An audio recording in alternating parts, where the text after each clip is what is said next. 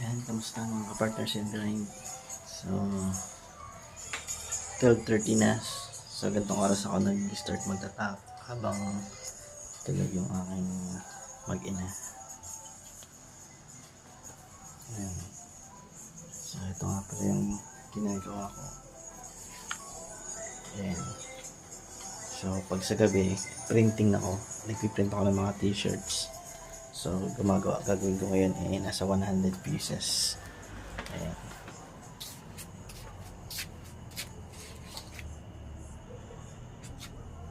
Ayan, pipilitin ko matapos ngayon hanggang umaga habang tulog na si baby saka si Mrs.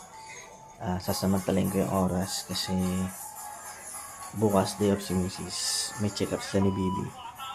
So bilang daddy, double time ako ngayon. So yun lang mga kapartners in line. Talagang bilang daddy kailangan natin i-consume yung oras natin. Huwag natin sayangin yung time management talaga para may oras tayo sa trabaho tapos may oras tayo sa pamilya. Yun lang mga partners in grind. Just keep on grinding.